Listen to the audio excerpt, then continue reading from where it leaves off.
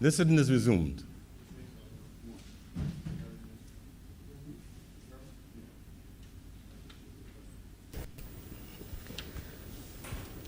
Order number 1, sir. Order number 1. In the name of the Honourable Leader of the Senate, to move the second reading of the Public Procurement Bill 2021. Senator, the most honorable. Point of privilege, sir. Yes, Senator Walker. Senator Franklin. Sir, again, I believe my privilege in this place is being abused. I got this bill. I noticed that this bill will be debated today on Friday. It is 163 pages. Does not give me time to research anything that I have to say. 66 pages. I would have the spectator on this. I don't expect the government to have a bill of this size. Yes, they circulated it, but they circulated it and give me short notice, because you have a lot of things on the order paper that don't come in a timely manner. So I have to depend on when you're going to bring these bills to me, because there are lots, and they work elsewhere. The $1,400 don't cover me. I have to work. So I cannot, in all seriousness, spend time just waiting for a bill to come from the Senate, then to rush and debate it, rush and research it. And the places that I can research it, most of whom are closed over the weekend. So I cannot and I will not participate in the debate on this bill or any other. And so right now, sir, I think at this point, I won't be here, so I would like to wish the Senate a Merry Christmas. Because I'm not going to be a spectator. I don't come here to be a spectator, sir. Very sorry. Thank you, Senator Franklin. Senator Walker? Yeah. No, give me if you want to respond to the point. Mr. President, I've heard my honorable colleague from on the other side. He did admit that the bill was circulated some time ago. I believe I'm being told it was as far back as 1st of November or the 2nd of November. And he made, I believe it wants to be circulated to the House, he circulated all the senators. Mr. President, I believe when these bills are circulated to the House, they circulate to the Senate. It is my understanding, and has always been the convention, that bills are usually circulated and members are usually asked to come to prepare. I've been on both sides of this chamber, come to prepare to debate any matter that is circulated. The order paper was cleared last Monday, and I indicated specifically when I was speaking at the end of the day sitting that we would meet on today's date to debate a number of matters which had to be completed before December the 31st, 2021. Regrettably, this bill is one of those matters that are to be completed before the 31st of December this year, and indeed, this is the final sitting for the year. So I understand the honourable member's concern, but I will certainly seek to encourage him to stay, but if he wants to wish us a Merry Christmas, I would also be delighted to wish him a very merry and blessed Christmas. And I hope that he'll be able to get some rest and relaxation during this holy week. And remember that there's a God that we all serve above who is concerned about life and living. And that in those words, I would certainly wish him a very Merry Christmas. And I look forward to speaking to him before Christmas. Thank you, Mr. President. Thank you, Senator Walker. Senator Franklin, your points are noted. I've also noted the information provided by the Leader of the House concerning the circulation of the bill prior to formal notice of debate. But I certainly want to, I know that you have your hands full with other matters, and I thank you in advance of the close of our sitting for wishing us all the best for the holidays.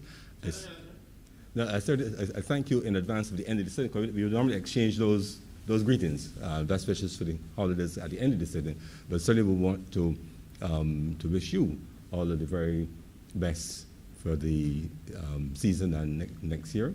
and look forward to continuing to work with you and to hear your spirited contributions on any and all matters before us into the coming year. Sir, thank you. Thank you very much, sir. When you wish me the best, sir, you also wish me the best in relation to my problems with the nurses, sir. Well, I just think, look, matters. I just wish all the best for you. You know, we've been friends for many, many years, and long will that continue. And I always wish the very best for you. So I interpret that to mean, sir, that you wish me the best. I wish you the very best of health. Everything. And everything. Everything. Sir, I can't stick around and read it. I can't read it and debate it at the same time. So thank you very much, sir. I understand. The most honourable. Thank you. I know you're behind me. Don't mind, you can't say so. Thank you very much, Senator Franklin. Senator Walcott. Thank you, Mr. President. As the Honourable Leader of the Opposition in this Honourable Chamber leaves us, I rise to speak on a very important bill. I think it is understood globally that corruption via procurement is a problem that afflicts all countries globally, and Barbados is no exception. Over years, there have been stories, there have been complaints, there have been articles written about procurement and difficulties in Barbados. I use the word difficulties so that I am within the perimeter of the law. Certain difficulties relate to various processes, procurement processes over time. And it is a concern. I believe this has also engaged the attention of the concerned citizens group, that we're looking at a number of issues related to corruption. And we recognize that it is very important, and the whole issue of transparency, the need for competitive processes which are transparent and give us, in terms of costs, the best prices for goods and obtaining goods and services, especially being a small country which is struggling economically. We also think that and we've heard over the years about the certain big businesses benefiting. And within this bill, we are speaking in terms of expanding, giving new players an opportunity to be part of this process, competitive bidding and tendering, and also allowing SMEs to benefit.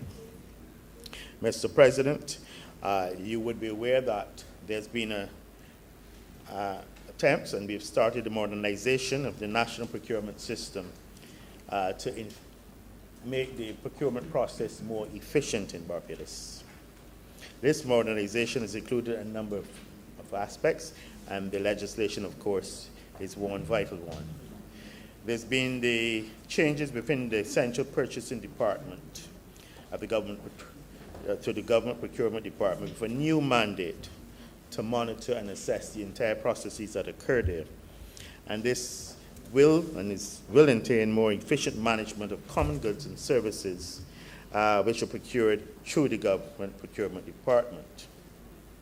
They're looking to generate greater economies of scale, a decentralization of specialized goods and services procured through its various ministries and departments, and standardization of the various aspects of procurement carried out by the public entities in this country.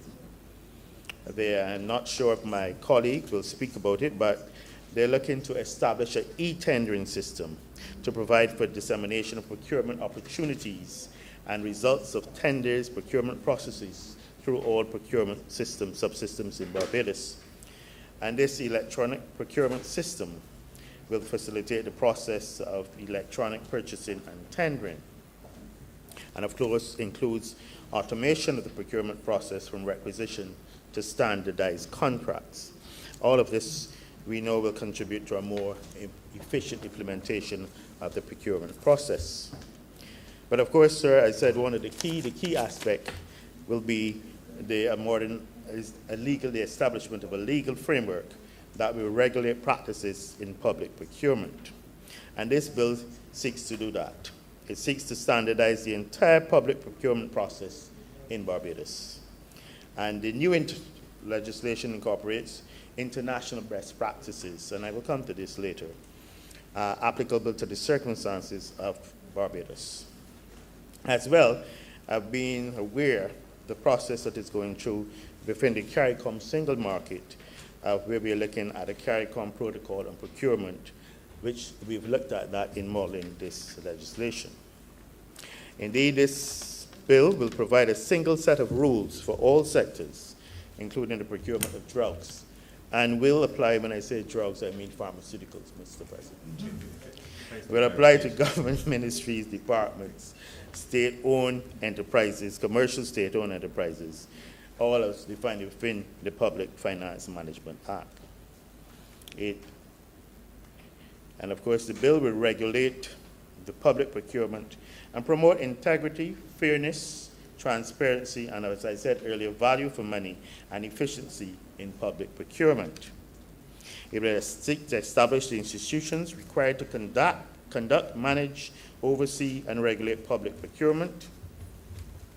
It seeks to define the permitted procurement methods and set the procedural rules for the procurement process.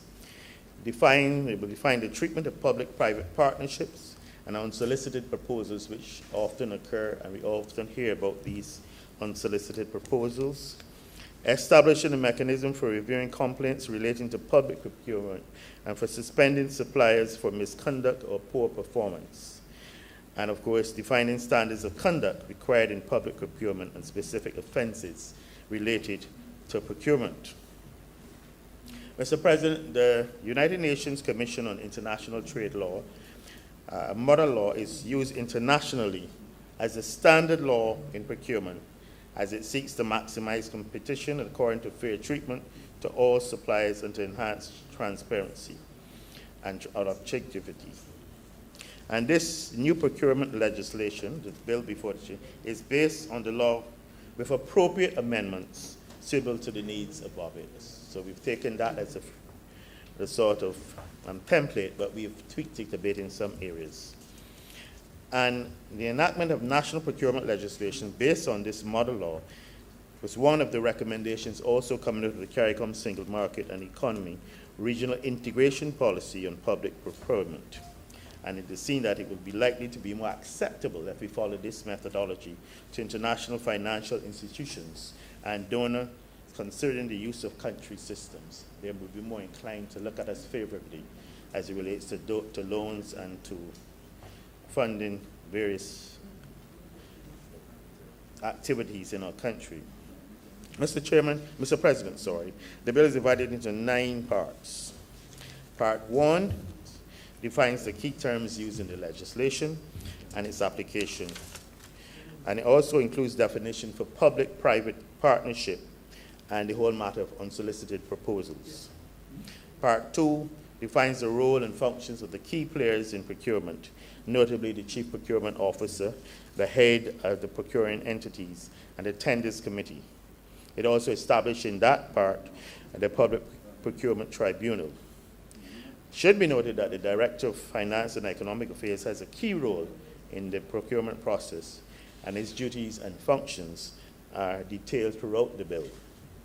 Part 3 addresses the planning and initiation of procurement, and it speaks to the need to plan procurement in a rational manner, the preparation of procurement plans, the publication of forthcoming procurement and estimation of the value of procurement, and the procurement of common items and use of agents are also detailed. Part 4 deals with monetary thresholds, which determines the method of procurement to be used by a procuring entity, as well as certain rules and regulations. It speaks about establishing that open tendering is a standard method to be used, sets out the conditions and approval process for deviations from this standard. In that part 4 also speaks to matters of restricted tendering, requests for quotations, single source procurement, and framework agreements. Part 5 sets out how to treat unsolicited proposals, and it speaks about the receipt of these proposals, the eligibility criteria for consideration, the evaluation of these unsolicited proposals, and contract and agreement. Part 6 sets out the general rules and procedures applicable to all methods of procurement, and it gives a description of the procurement and the use of the standard trade terms and conditions. Part 7 speaks to the registration, eligibility, and qualifications of suppliers and mandates the Chief Procurement Officer to establish and maintain a register of suppliers. Of course, I spoke about earlier about the ability now for other players to become part of this process. Part 8 of the bill outlines the challenge proceedings and provides for appeals to the Procurement Tribunal and then procedures for making an application for an appeal, and it goes into detail as to various aspects of that. Part 9, Mr. President, is the miscellaneous section, and this speaks to the form of procurement contracts, the procurement record, and contract management record, the manuals and the documents and the instructions. It also speaks of sanctions and penalties for those who are found guilty of victimizing officers, assaulting, resisting, obstructing, refusing to provide information or giving false information. Mr. President, there are then 4 schedules. One, of course, speaks to the CARICOM protocol on public procurement, and they also cover matters of general and special drug tenders committee, the public procurement tribunal, and consequential amendments. Mr. President, I believe this procurement bill has been long in the coming. Long, it's been going on for several years now, I believe. But it is seen as a very vital and very important bill of necessity to Barbados at this time so that we can maximize the use of our scarce public resources, and so that we can put behind us many of those rumors which we've heard over time and continue to hear as it relates to procurement processes and tendering processes and unsolicited proposals. Indeed, it will provide a single set of rules for all sectors, including procurement of drugs, and will apply to government ministries, departments, state-owned enterprises, and commercial state-owned enterprises that use public funds to finance procurement. Mr. President, I believe I've covered this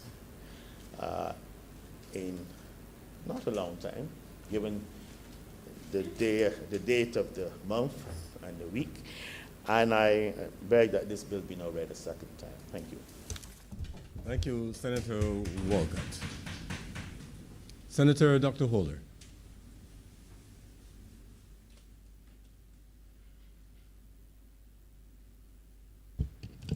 Thank you very much, Mr. President. Sorry? Please. I wish to offer a short contribution as we contemplate this particular bill before us. And I begin, sir, following on from where the leader of government business ended. The fact that this bill has been long in coming. Now, sir, for the time that I've been in this place, I've heard it said repeatedly by the opposition and even maybe some independent senators that government has been rushing through so many bills, and, you know, before you can think twice, having attended Senate 1 week, we are called back to debate a myriad of other bills, and there seemed to be this persistent rush. The fact is, sir, that cannot be said about this particular bill.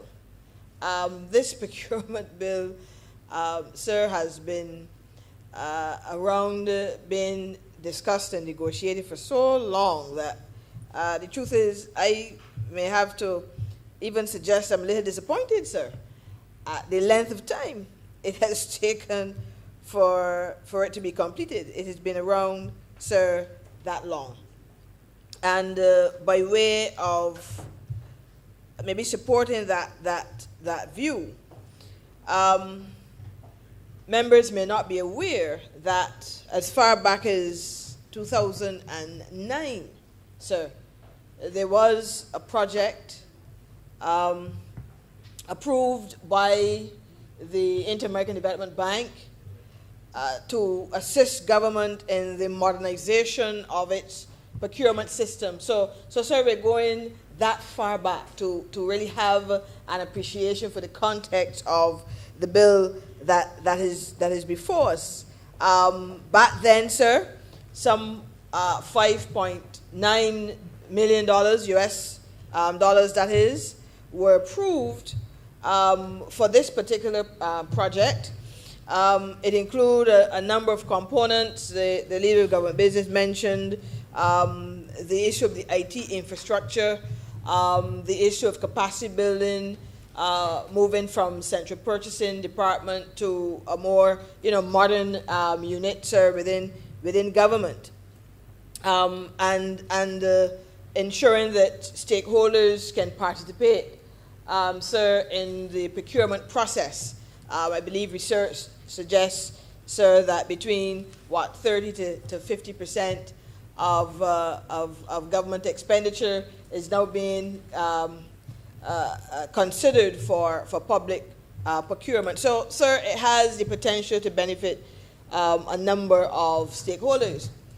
But, sir, the issue back then, in my view, even though it was only $5.9 million, would you believe, sir, that a portion of this had to be returned to the IADB, primarily because we were not able, sir, to complete all of the components of the project.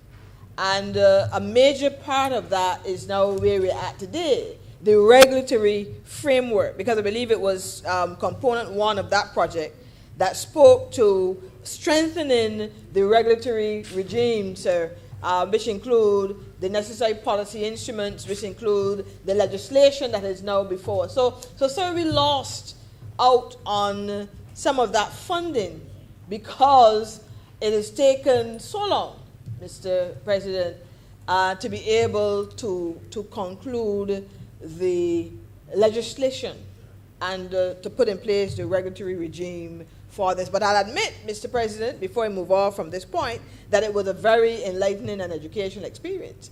I had the opportunity to sit on the steering committee, sir, for this particular project, and I must admit that the overall objectives of the project, especially relative to including the MSME sector and in the whole procurement process, and ensuring a transparent process, must be commended.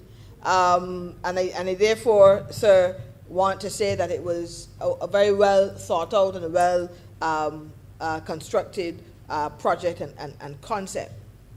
But as I move on now to today and what is before us at this point in time, sir, I want to, in making my contribution around this bill, really support why we need to have public procurement legislation and a public procurement regime at this point in time. Sir, I spoke last session, maybe we were looking at the credit reporting bill, and as I was preparing for this, it reminded me, sir, that these works thus far are really intended to benefit, more so, at least in my view, SMEs. They're really intended to benefit SMEs. As we talked about the credit reporting bill, the point was made about improving the environment for risk, enhancing risk appetite by mitigating the fallout and so on. That will benefit small firms. That will benefit businesses, period. And here it is again, sir, that we have a discussion around public procurement, and the intention is that we're able again to benefit the MSME sector. We're able again to benefit the business community by having a piece of legislation and a regulatory framework that allows for a more transparent, a more open, and a more comfortable way, sir, of how we treat to government procuring goods and services from the business community. Sir, would you remember, recall that I believe it was just prior to the 2008 general election, one of the manifestos in circulation at the time, sir, gave a commitment that should that party win at the polls, they were going to set aside 40% of the procurement of their goods and services to SMEs. Now, Mr. President, wearing another hat that I wear, I was enthused. I was excited about that. I felt that for a party, a potential administration, to commit to 40% of the procurement of its goods and services to this sector, Mr. President, it was worthy of commendation. I lauded such an effort. The reality is that the party at the time, it did win at the polls, and wearing that other hat, I spent the next 5 years or so, reminding them of this commitment of this 40%. The truth is, another 5 years came, so we never got the 40%. Actually, let me correct myself to say that the minister responsible for small business in the last year of that term did make a public pronouncement that the 40% will now be operationalized. Sir, the reality is, though, sir, it was the last year of the term. So the possibility of it being operationalized back then, was not realistic. But nonetheless, we waited. And I recall many of my constituents, wrote, called, reminded at every public forum, where is this 40% of the procurement of government's goods and services? Because this is significant. To make such a commitment, sir, is a significant undertaking. It tells me that, one, you understand the value of the MSME sector. You understand the power that government has in being able to regulate and legislate and so on, and therefore you want to use that power to enfranchise this community. So, sir, we were excited about it. It didn't occur. And I believe that the researchers at some point may try to assess why that happened. But from where I sit now, I took note that this legislation didn't propose any percentage to the sector. And, sir, I still feel that should be considered. I still feel that there should be a commitment, even if it is in the regulations to follow, sir, that government will set aside a percentage to vulnerable groups. And I say vulnerable because I'm going now beyond MSMEs. I'm suggesting that there should be a commitment, sir, that includes women owned businesses. There should be a commitment, sir, that includes youth owned businesses, even the differently able, sir, who would consider entrepreneurship and business ownership, sir, for their own self-sufficiency and so on, should be included. So I believe that a revisit to that percentage, a revisit to setting aside, sir, a percentage of government procurement for specific groups, vulnerable groups, should be considered. Sir, and it is not far-fetched, because research would suggest that this obtains in other jurisdictions. There are other countries, sir, developing and developed, just that the developed may not, articulate it as directly as the developing countries may have. But there's data out there that suggests that this has been adopted, sir, by many a government as a part of its policy instrument to enfranchise and to develop vulnerable groups through public procurement. So, sir, from where I sit, I hope that this can be considered, even if it is, as I said, sir, at the level of the regulations that would support the operationalization of this instrument. Moving on, sir, I want to speak a little bit about why I think having procurement legislation at this time is needed and is good for our overall development.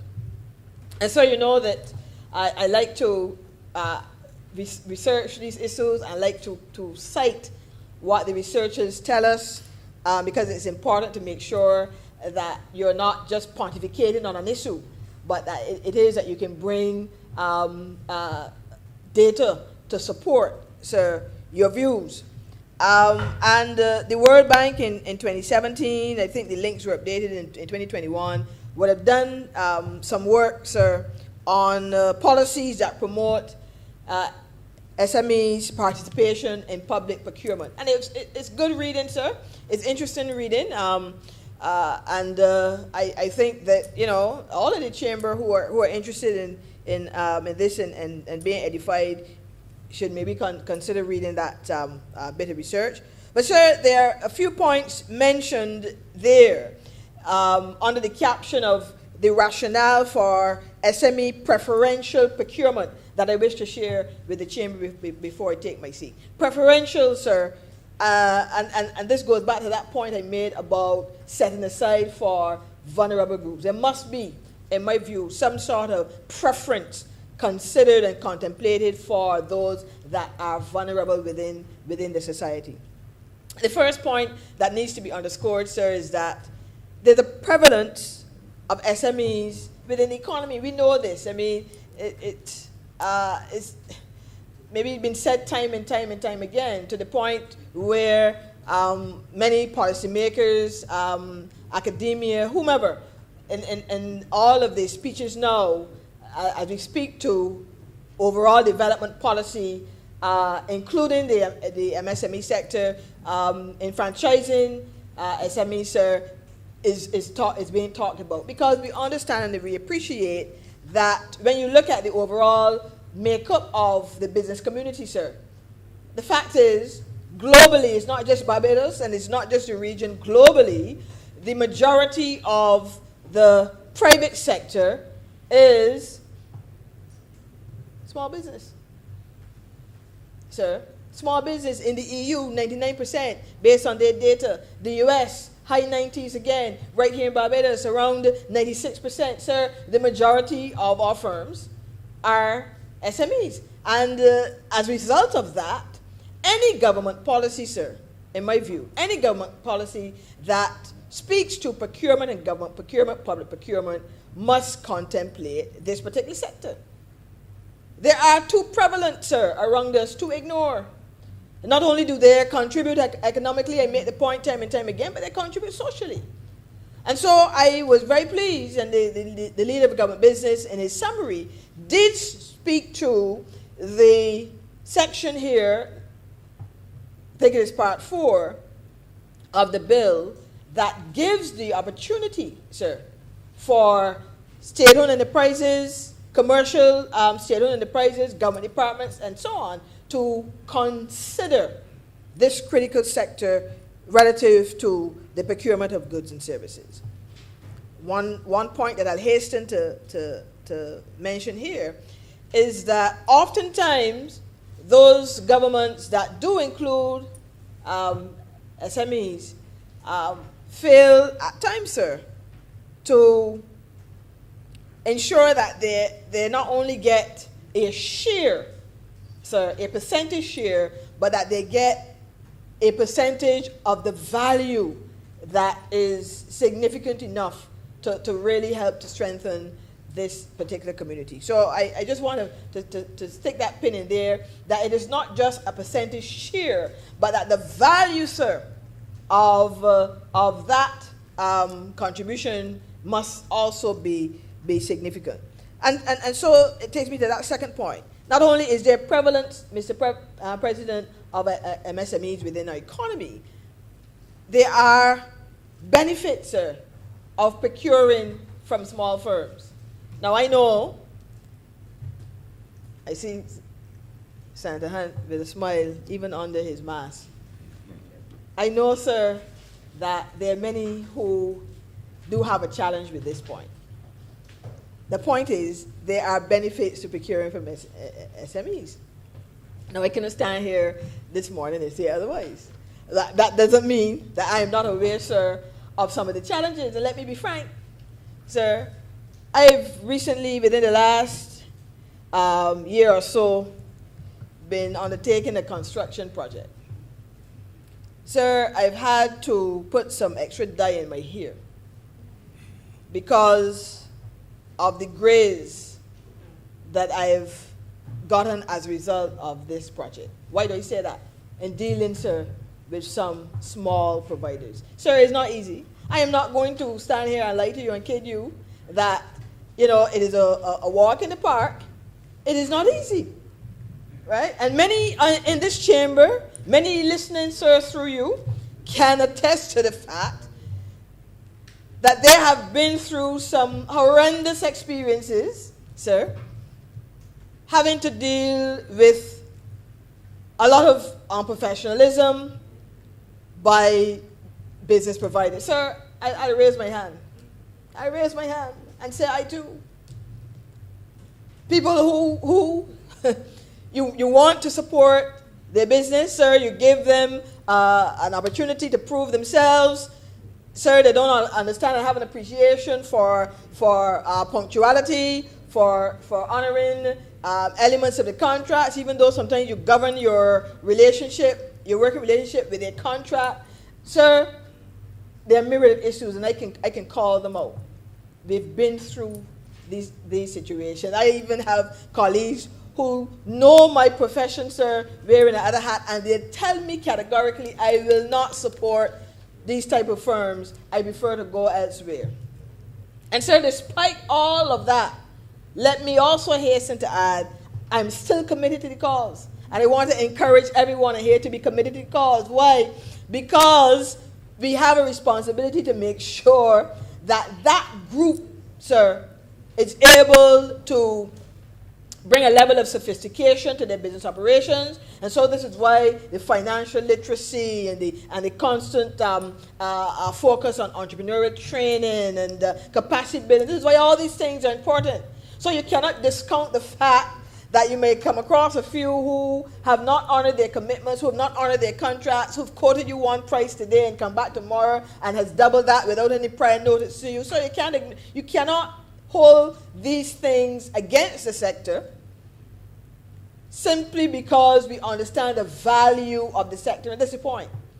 We understand the value of the sector. And so policymakers, legislators, educators, and so on, we have a responsibility now to build capacity in the sector. We have a responsibility to build capacity, to make sure that small firms can grow and they can develop. So I want to hasten to add, yes, we've been through some negative experiences, sir, but we're not going to hold that against them at all. We're going to work with them as much as we can to help them to improve, to build capacity, to become professional, to employ sophisticated ways and best practices in how they go about doing business. Because we understand, my first point was the prevalence of them.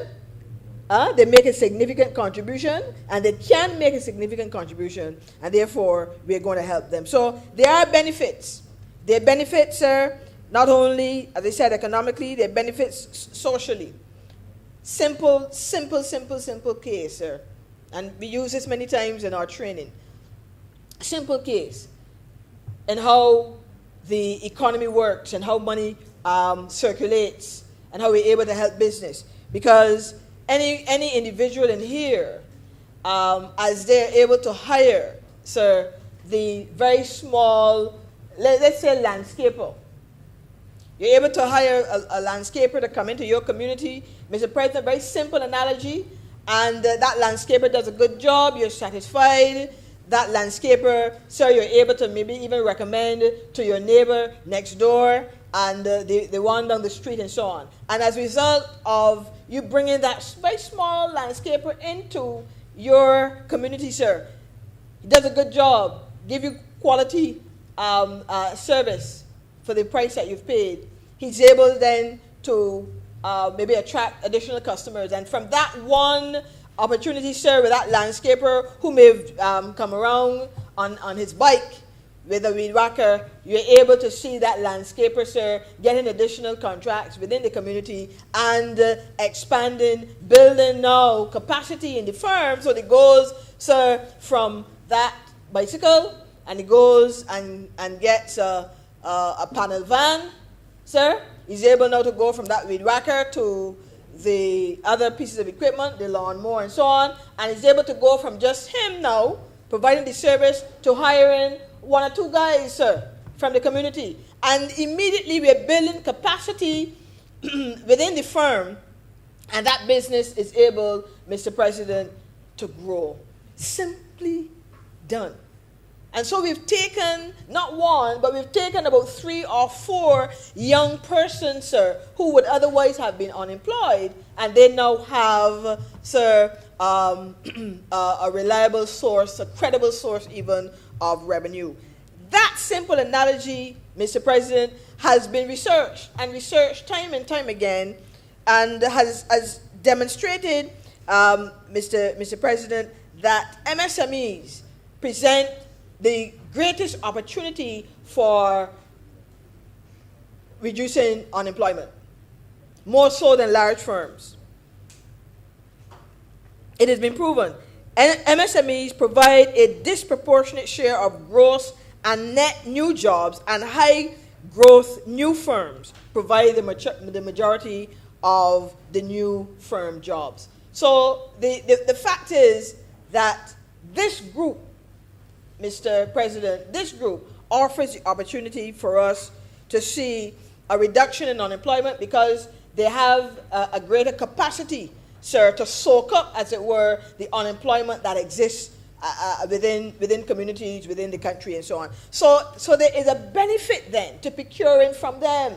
Not only are you going to get, good quality goods and services and so on, but you're able, sir, to be able to see a reduction, impact the unemployment rate within a society.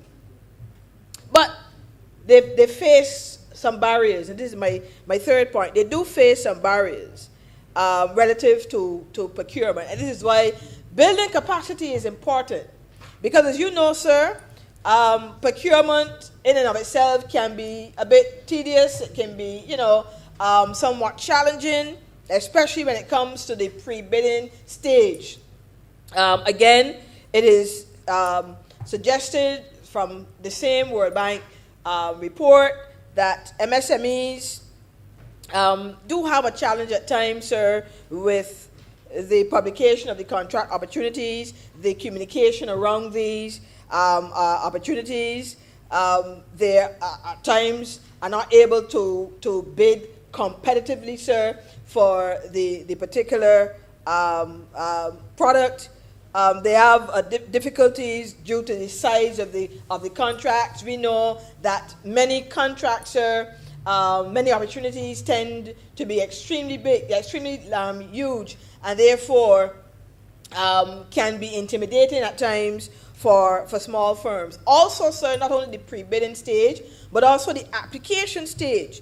It is said that there tends to be, a high level of bureaucracy, sir, during the application stage relative to the documents required. Grant the grants or the opportunities rather sometimes can be burdensome relative to preparing quotations, and so firms at times can have a lack of capability and capacity, sir, in writing formal bids and so on. So there are some challenges, sir, relative to the procurement process, and therefore my point here is that we want to help in building capacity that firms can actually participate in the public procurement process. And this is why I particularly liked, Mr. President, the component of this bill that speaks to the IT infrastructure and the modernization of that infrastructure. Because gone are the days, and again the data show that when you're doing it manually, when you have a bidding process that is manual, it takes an inordinately long time, sir, not only time but cost to be able to drive to the government department to collect the bidding documents, to go back, to analyze, to get all your information together, then to drive back there, sometimes persons drive the second time and forgot their certificate of clearance. They have to go back and whole host of issues. So there's a cost, sir, associated with the manual format. So our ability through this legislation to have this now done in such a way that you're using the technology, it is digital. The government department, the state-owned enterprise puts up the tender on the website or whatever mechanism is being used. It is there, sir. It is easily accessed by the small firm. Information uploaded, and in a very short period of time, the process is completed. So this will help, sir, in my view, with the capacity building of the firm, because, as I said, there are some barriers that have been identified. And then finally, sir, I mentioned before that we want for this procurement exercise to really provide for those that are vulnerable. And so I want to make a call for incorporating gender, sir, in SME procurement. The fact is, we need to make sure that our female-owned businesses are considered and included as well. Sir, data from this World Bank study indicates that women-owned businesses and women entrepreneurs currently win just about 1% of public procurement contracts worldwide. Just about 1%. And yet we know that there are a number of female-owned firms, right here in Barbados. The data suggests that they're about between 33 to 35% of our firms owned and managed by females. Okay? And if that is the case, then, Mr. President, there must be, in my view, greater consideration for this group in the whole public procurement process. So we must find a way of enfranchising those that are vulnerable to be a part of the procurement process. So these are a few key points, sir, coming from this study that I thought would benefit us in appreciating and understanding why it is that public procurement and the legislation is needed to help strengthen the sector. Before I sit, sir, I want to make this final point.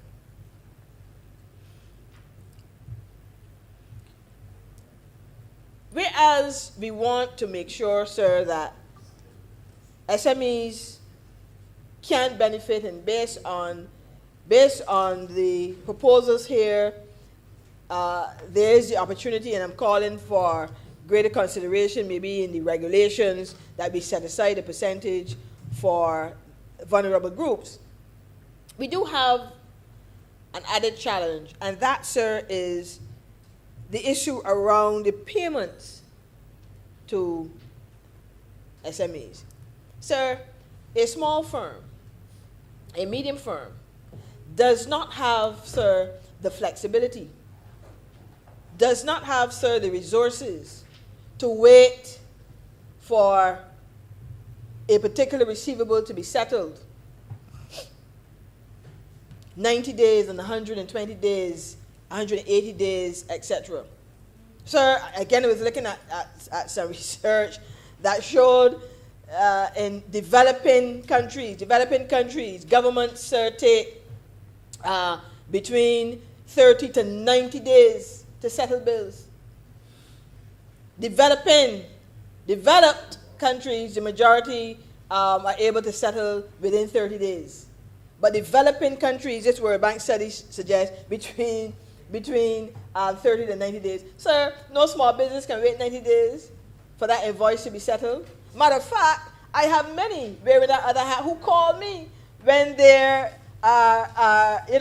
waiting on a particular bill to be paid. Can you call this particular ministry? Can you call the PS? Can you call the minister? I have staff to pay. I have resources to purchase, etc. Sir, no small firm can wait to have a bill settled in 60 days, 90 days, sir, 120 days. And so, while we work on our procurement regime and all the other policies and so on that are intended to help these firms. Sir, equally, we have to, it is a must, sir, improve the settlement of our debts to small firms in particular. And I'm making a case for them because the truth is that the larger ones, many of them can, the truth is they can pay. Some of them, they tell you they have a bill there and, you know, they have the resources, they have overdraft, they have capacity, but the small ones can't. They simply can't. And sir, I do not even know, and I do not understand why it takes so long. Yes, I know sometimes governments, the world over, not just Barbados, governments do have cash flow issues. We are aware of that because governments rely on the taxes and other revenues coming in to help with their with the management of their affairs. It's like any business. You need the revenue, you need the income in order to manage your expenditure. So I'm aware that there are some challenges. But sir, you know, I would hasten to add, before I sit, that there is a bureaucratic culture that exists in government, sir, that needs to be addressed. There is a bureaucratic culture that exists where there are persons who, mind you, they are paid religiously on the 26th. They're paid religiously on the 26th. But sir, there are some sections where I am afraid persons do not have an appreciation for those who are running businesses and don't understand and appreciate the concept of time is money, sir. And therefore, while they're being paid, yes, religiously on the 26th, that small firm that provided catering to that function that happened a month ago cannot wait any longer for that invoice to be settled. And so, I know, sir, it is not a popular subject. It is a subject that, truth is, many a government all over really don't want to address. I am aware of that. But it has to be addressed. Because if it is that we're going to move as an economy from just being efficient relative to the global competitiveness index to being sophisticated, we have been at the efficiency pillar, sir, for years. I believe more than a decade even. But we need to move to become a sophisticated jurisdiction relative to our competitiveness. And therefore, this issue of bureaucracy has to be addressed. So I'm making a call, sir, that while we put the procurement legislation in place and while we'll all speak to the benefits that our sector, our business sector will accrue from this, we have to equally, sir, put the mechanisms in place to ensure that our small firms in particular are paid promptly or as promptly as it's practical, because they simply cannot afford, sir, to have this inordinately long period of time before their bills are settled. Many of them, sir, run the risk of even going out of business. I know of examples where firms, sir, have been at the brink, can't pay staff. I have one in the construction sector in my organization, sir, that has receivables over $500,000 in a particular ministry, sir. And therefore, we're calling for improvement in this area. So, sir, I conclude by thanking you for the opportunity to share a few thoughts on this bill. And I believe that this public procurement regime will definitely help to strengthen the sector. We need to see a percentage, sir, being set aside for the vulnerable. We need to see improvement in settling our debts. And the IT infrastructure will definitely help to fast track the overall bidding process for small firms in particular. Sir, I'm obliged. Thank you, Senator Dr. Ford. Any other speakers on this bill? Senator Dr. Rogers.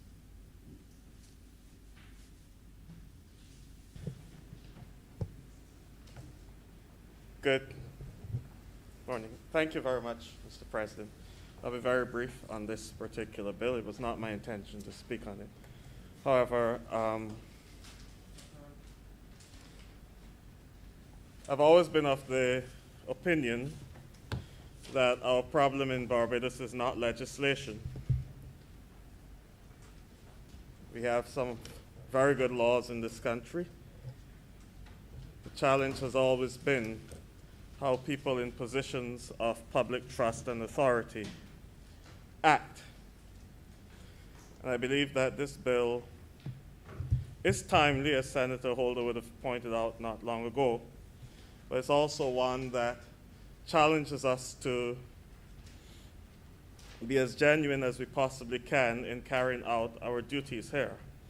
I listened with great interest as she made the point that the government must settle its bills, and in a timely manner, given what was passed here the last time we were here, and the fact that one of the challenges we had was a clause that was very open-ended, which really didn't say what persons may be issued bonds for, and which is one of the challenges that was raised here. And so some of these MSEs or SMEs that would have been mentioned here can very well find themselves waiting for 42 months to be paid under that particular clause, but that's that particular bill.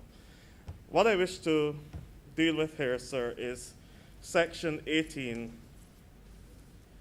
of this particular bill, restricted tendering,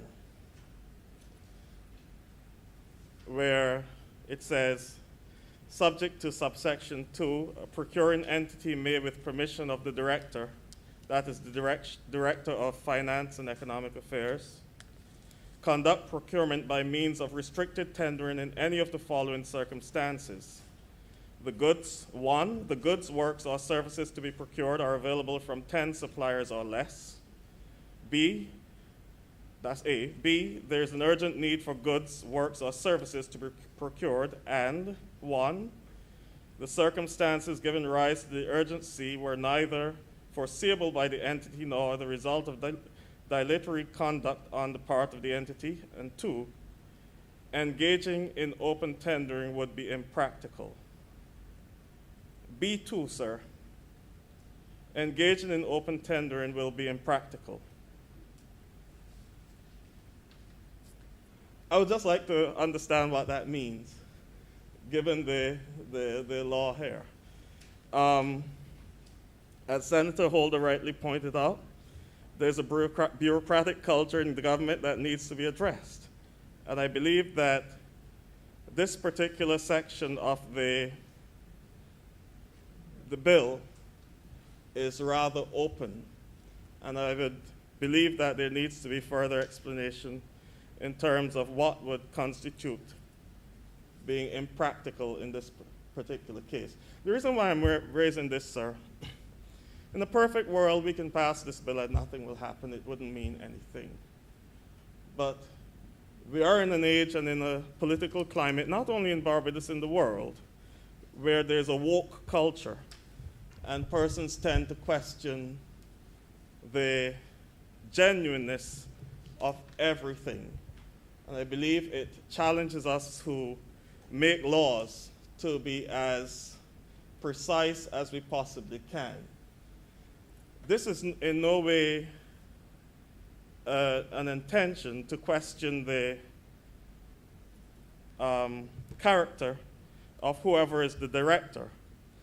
But we have to remember when we make laws, I used to always tell my students at Codrington College, Exodus chapter 1 and verse 8 is a very important passage in the Old Testament. It is pivotal. Is that portion, having gone through Genesis and speaking about the people, Jacob's family being brought down to Egypt and how they were multiplying and everything was going well. And then in Exodus chapter 1 and verse 8 it says, then there emerged a Pharaoh that knew not Joseph. We always have to remember that the laws we're making are not just for this generation, but we must set things in place that are as closed as possible, or as tight as possible, to ensure that the nation can properly function and that all things can take place as above board as possible. And when we leave things open-ended like this, engaging in open tendering will be impractical. I would like to understand what that means. Nonetheless, while we're on the subject of tendering, I would have raised it in this chamber before, that increasingly it appears in Barbados that we have a lot of large companies that are one-stop shops, where contracts are awarded and then all subsidiary contracts are part of the same company that received the award. And therefore, the little pie that we have here in Barbados is not being equally spread around. And so some of these small and medium enterprises do not even get a look into the window, far less a welcome through the door. And I would like us to do something about that. I do not know how we will structure the legislation to do it, but certainly I believe that that is an area that we seriously need to look at in this country, where there are these large companies, and for example, you get a contract for a building, and the electrical contract and every other contract goes down to the gardening, goes to some subsidiary of that large company that received the contract. And so nothing gets spread around, everything stays in the same place. So I think that is one of the areas we should look at. I don't know if it is covered in this legislation, as has been pointed out before, it's rather lengthy, but I just wanted to raise this question on Section 18 on what is meant there by that subsection which states engaging in open tendering will be impractical. That's just my thing. Thank you very much, sir. Thank you very much, Senator Dr. Rogers. Senator Cummins. Thank you, Mr. President. This is going to be an extremely brief presentation. I wish to speak on the broader context for legislation on procurement as it relates to other matters which will be discussed here today and those that have gone before.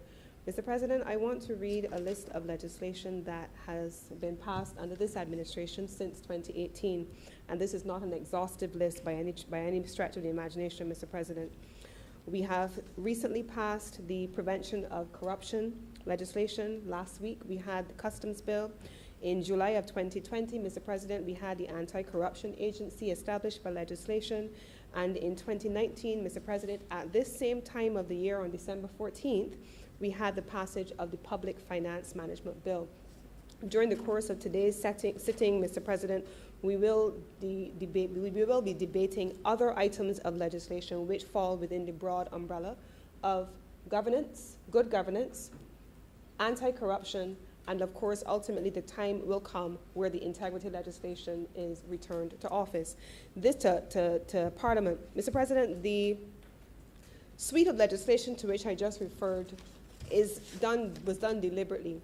There's oftentimes a conversation publicly and in particular with some groups that has a narrow focus only on the passage of either integrity legislation or anti-corruption legislation.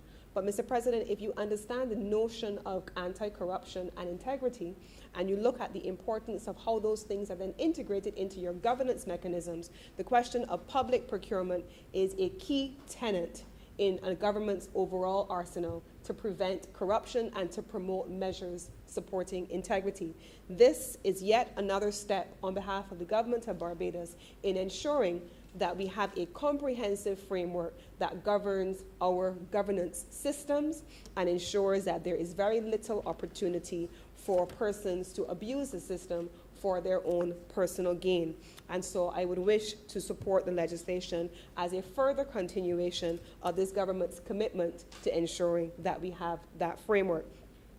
The second point that I would wish to make, Mr. President, is the actual application of the Public Finance Management Act. Passed in 2019. It is very much in application, and I want to make the connection between the Public Finance Management Act and this body of legislation. Mr. President, the Public Finance Management Act is incorporated into this legislation as a key point of reference for one main reason. Well, for many reasons, but the one that I want to focus on today is this, Mr. President. When this government came to office in 2018, and as recent as last week when the Honourable Leader of Government Business introduced the question of debt bonds, there were any number of debts that the government knew it was coming into, and there were debts that we did not know of. There are debts that were discovered subsequently, and mechanisms had to be found to respond to those things. Mr. President, and a big part of that was because there was no centralized management of how public procurement and public finance management took place between central government agencies, state-owned enterprises, and commercial state-owned enterprises, and a significant number of debts were accumulated under state-owned enterprises and commercial state-owned enterprises that then were unable to be accounted for, and the central government then had to take responsibility for. By centralizing the Public Financial Management Act, Mr. President, and incorporating it within public procurement in this fashion, Mr. President, it covers the entire obligations now assigned to commercial state-owned enterprises and state-owned enterprises to conform to the dictates of central government in terms of procurement. State-owned enterprises that previously, Mr. President, would have contributed, as I mentioned before, significantly to the accumulation of unaccounted for debt, now are required to submit a procurement plan. They are now required to identify in January of every year, in preparation for their estimates, what their procurement expenditure would look like during the course of the year. And that is meant to be incorporated. If you understand, I guess everybody in the chamber understands the timing of annual estimates preparation. Those things are now incorporated and accounted for under a single entity. Equally so, Mr. President, under the existing framework of the same PMF, Private Finance Management Act, you also now have a results framework that every single ministry, every single agency is now required to participate in. And what you will see in the upcoming estimates, Mr. President, is that you have a new performance-driven basis on which estimates of expenditure, including procurement, under state-owned enterprises and commercial state-owned enterprises, must also conform. That too, Mr. President, is part of the overall reform and good governance that this administration is putting in place. The third element of the actual bill, Mr. President, that I would wish to speak of is the specific elements that speak to performance contracts. Mr. President, my colleague, Senator Holder, spoke about instances where you paid for a service, but you didn't get where you paid for it, what you paid for. Incorporated in public procurement, Mr. President, in the specifics of this particular bill is the recommendation and the requirement now for performance-based contracting to take place. Persons who are supplying goods and services to governments are required now to meet certain performance-based standards that ensure that the government of Barbados spending money on behalf of the people of Barbados is at all times getting what it paid for, because this is the people's money. And this is critical, Mr. President. And so we are not only holding ourselves to account, but we are holding people who provide services and are paid with the people's money also to account. This brings me to my final 2 points, Mr. President. I want to piggyback a little bit on the comments from Senator Holder. Mr. President, I have had the opportunity, I think I probably under my ministry had the largest number of commercial and state-owned enterprises in the government ministries. There are 14 agencies that sit under the Ministry of Tourism. And in a previous life, when I was chairman of the port, I chaired the Tenders and Procurement Committee there.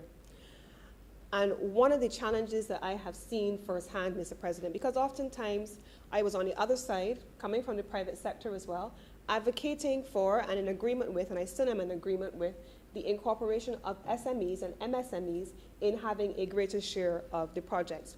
But not only is it a developmental opportunity for them once they have been able to be awarded the project, Mr. President, but I want to start before we get there. I want to say, Mr. President, that there has to be a developmental undertaking, and I'm hopeful that in collaboration with the private sector, that with the passage of this legislation and the incorporation of performance-driven basis in the legislation, that there is a developmental program that is developed to enable micro, small, and medium-sized enterprises and first-timers in particular who are looking at opportunities which have been advertised to submit high-quality bids that can be favorably considered. It is very challenging sometimes, Mr. President. You have a conversation sometimes in the public space that the same people win the bids all the time, or only a few win the bids all the time. Mr. President, a lot of that is driven on the quality of the submissions. In some instances, you have concerns about only non-nationals having been able to be successful in a bid, or big companies from on the outside. But you look at the quality of the bids that were submitted, and when you look at the rating and the ranking using the established criteria, oftentimes the standard being required isn't always met. And sometimes it is met and exceeded, at other times it is not.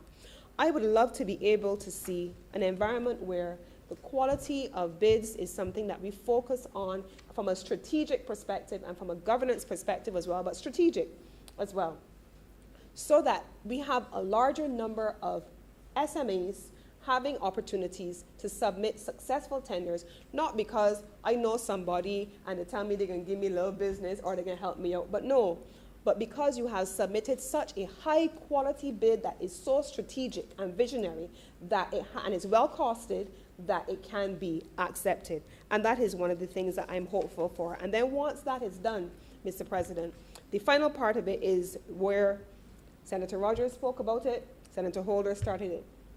I have seen, even in the tourism sector, we have a number of small enterprises, including direct tourism services, and even hotels, including small hotels. It is impossible, Mr. President, for them to have the carrying costs for weeks, months, 90 days, and sometimes it can be longer. And the notion that my salary is going to come at the end of the day like nothing else is of relevance to you is something that perhaps is a problem. Because if my salary is coming and I am processing your paperwork and I'm responsible for making sure that you get your payments, sometimes, Mr. President, I don't feel incentivized because I don't know the pain of not being able to pay my workers. I don't know the pain of having Light and Power or Water Authority calling to shut off the utilities to my business because I haven't paid my bills. And that can extend over an extended period of time. I have seen it in the tourism sector, Mr. President, more times than I can count. This morning, before I came here, I was proud to be part of a launch, public-private sector partnership between tourism and a private entity launching a product called bookbarbados.com. We, through private investment, Mr. President, supported the establishment of bookbarbados.com, which gives an opportunity for local service providers, accommodation, rental car companies, attractions, wherever they are, businesses in Barbados, to be able to sign up on a single portal, single global platform to book everything and to curate everything about your experience coming to Barbados. And Mr. President, one of the reasons why, not just the fact that we are proud of being Barbadians, not just the fact that it was built for Barbados by Barbadians and it is domiciled in Barbados. No, that's not the only reason. Mr. President, we have had a long history of international entities conducting business in Barbados, bidding on projects, winning tenders to provide services to Barbados, and taking a really long time, 90 days, 120 days, to pay Barbadian firms. If we find that unacceptable, Mr. President, when it is international firms, I put it to you, colleagues and Mr. President, that it is unacceptable when we do it to our own. We have to pay businesses when they provide goods and services. And we have to be able to not be, especially as a government, the reason why so many firms fold.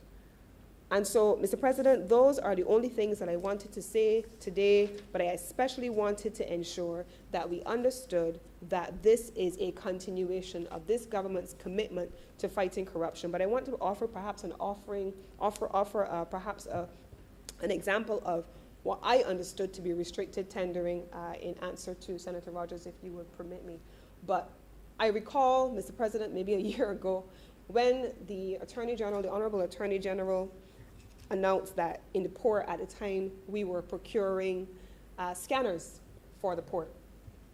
And I remember being very intrigued by when he announced the number and people asking, but did you tender? Was there a public tender? Was there anything in the newspaper? I didn't see anything in the newspaper. And then there were people who went to say, well, this can't be the price that they're paying. They got to be thieving the people money. It can't be true because I went on Amazon, I went online, and I see scanners, and this is how much it costs. Mr. President, I think we also have to be clear at times that there are no companies doing some of the things that are required in Barbados. At that time, Mr. President, the company Sectus was not in Barbados. There are no companies, I don't know of any companies that produce security scanning equipment in country. I know of companies that may provide servicing of the equipment once procured, but they're non-domiciled. And so under those conditions, Mr. President, the rules, the financial rules allowed for you to procure from a limited number of service providers where there were none locally, and it was a critical matter for national security purposes for us to be able to complete the procurement process, even without a public tendering process. And so those are some of the instances where you may see just a few companies. You may not see it publicly because it is not available in some instances locally at all. And so with those few words, Mr. President, I want to commend this bill to this honorable chamber, and I give it my support. I'm obliged to you. Thank you very much, Senator Cummings. Any other speakers? Senator Walcott. Thank you, Mr. President. And I want to thank my three honorable colleagues who participated in this debate. As I said, I think we've all agreed that it is very important in this bill. Senator Rogers raised a query about Section 18(1)(b)(2) about engaging in open tendering when it would be impractical. I believe this section covers what is currently covered by Rule 239, and it speaks to those matters. I've been trying to reach the AG, but I have an example because only recently, Mr. President, we established a mission in Nairobi. We're required to outfit that mission. It requires work to be done on the mission. It's a space provided by the government of Kenya for a CARICOM office to accommodate 4 or 5 CARICOM countries. We are undertaken to outfit our specific area. This is a Government of Barbados project in Kenya. We cannot conduct an open tendering process here within Barbados for a project, although we are spending funds over there. So we had to seek the 239 and the guidance of the DFE in that specific occasion. I see it as situations like that which would be very infrequent, I would assume. Mr. President, I want to beg, I know it is a luminous bill, I beg to move that this bill be now read a second time. Thank you. The question is that this bill be read a second time. Honourable senators in favor, please say aye. Honourable senators against, please say no. Methinks the ayes have it. Mr. President, I beg to move that Your Honor do not leave this chamber and the Senate resolve itself into committee for further consideration of this bill. The question is that I do not leave the chair and the Honourable Senate resolve itself into committee for further consideration of this bill. Honourable senators in favor, please say aye. Those against, please say no. Methinks the ayes have it.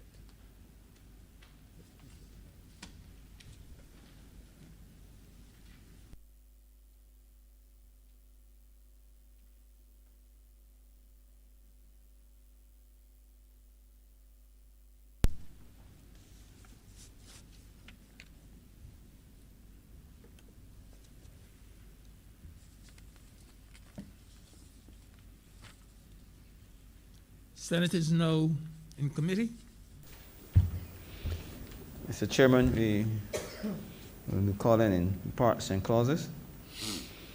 Permission granted to be called in parts.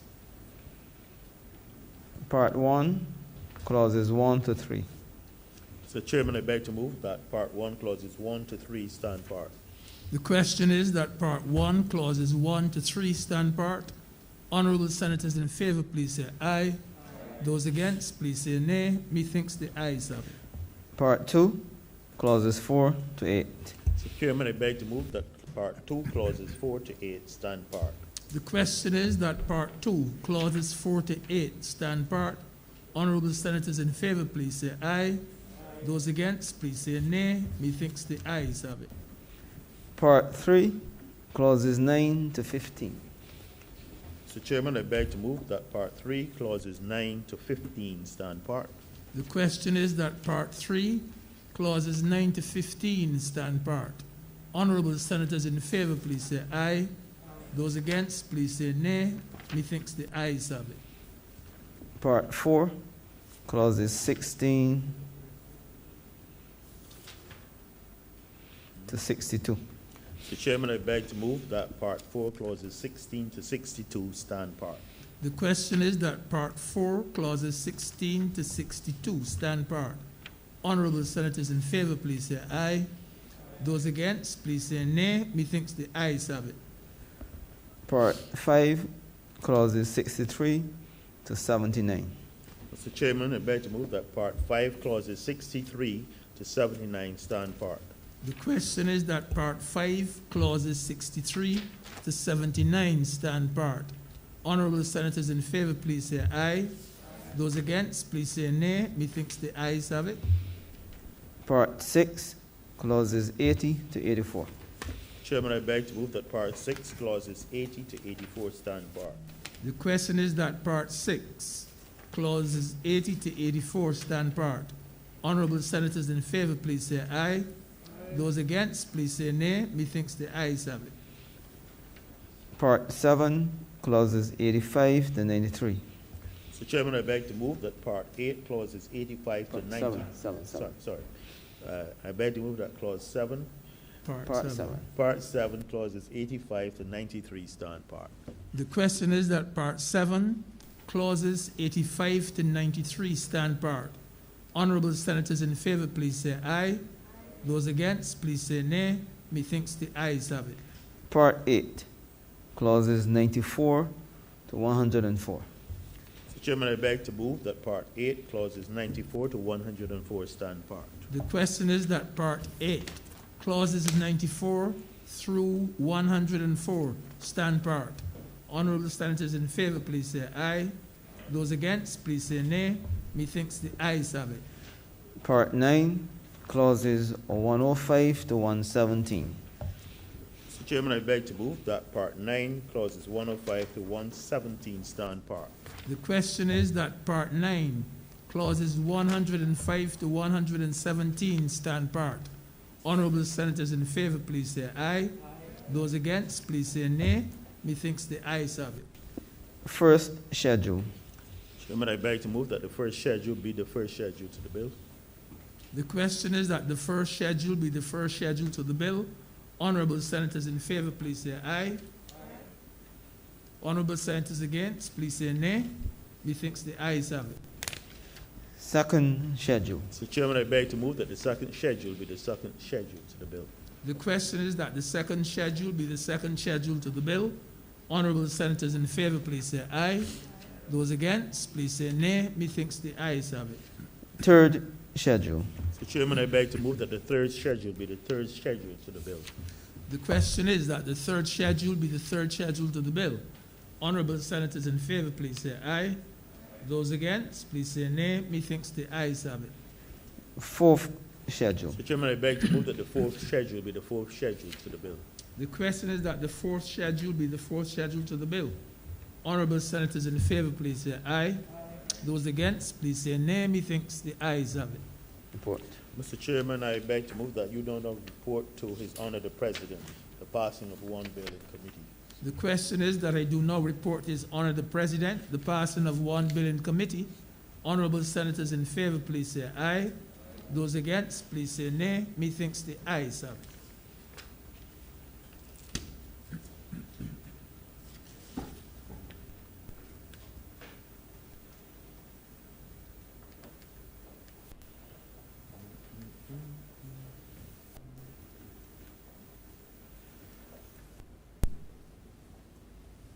The chairman has reported to being the passing of one bill in committee. Mr. President, I beg to move that this bill be now read a third time. The question is that this bill be now read a third time. Honourable Senators in favour, please say aye. Honourable Senators against, please say nay. Methinks the ayes have it. Mr. President, I beg to move that this bill do not pass and be cited as the Public Procurement Act 2021. The question is that this bill do not pass and be cited as the Public Procurement Act 2021. Honourable Senators in favour, please say aye. Those against, please say no. The next ayes have it. This bill is now passed and so cited. Mr. President, I beg to move that this sitting be now suspended for 1 hour until 2:30 for lunch. The question is that this sitting be suspended until 2:30 p.m. today. Honourable senators in favor, please say aye. Those against, please say no. The next ayes have it. This sitting stands suspended until 2:30 p.m. today.